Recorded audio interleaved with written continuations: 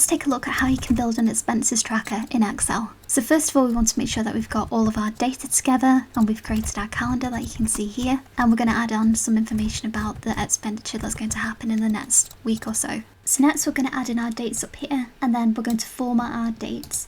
So we're going to go to Format Cells, go to Custom and make sure that all of these say D. Click on OK. Next we're going to add in data validation down here. So go to Data, Data Validation.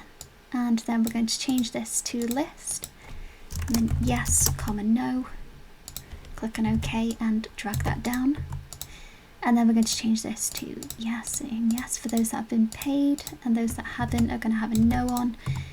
And then we're going to highlight our calendar up here, and we're going to go to Home, Conditional Formatting, highlight cell rules, more rules. Down here we're going to use a formula to determine which cells to format. And then we're going to type in equals count if, open brackets, $D, and then $D again, comma B6, which is this first cell here at the start of our calendar, close brackets, and then is more than 0. Go to format and click a format that you like, click on OK. And what that's going to do is that's going to highlight the dates on which the expenditure is incurred down here.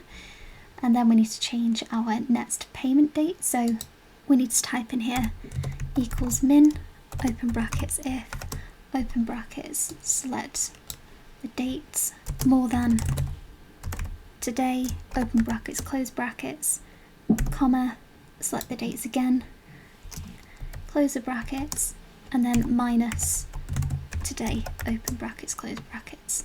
And that's telling us that the next payment is in 11 days from the 1st of July, and that's correct. And next, if we select all of this here, go to Conditional Formatting, highlight cell rules and more rules, go to User Formula, and what we're going to type in here is equals G22 and equals yes, and then select a format. So what this is going to do is, for those that have been paid, it's going to show them in green, like you can see here, and those in no are going to show just as normal without any kind of formatting.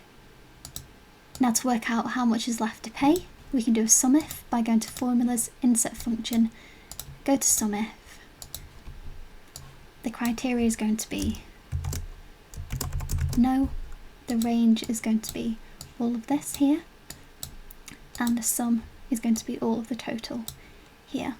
So just click on OK, and that's going to show us exactly how much is left to pay, and we can copy that formula into paid and change the no to a yes, and that's going to show us how much is paid. So there you go, follow for more.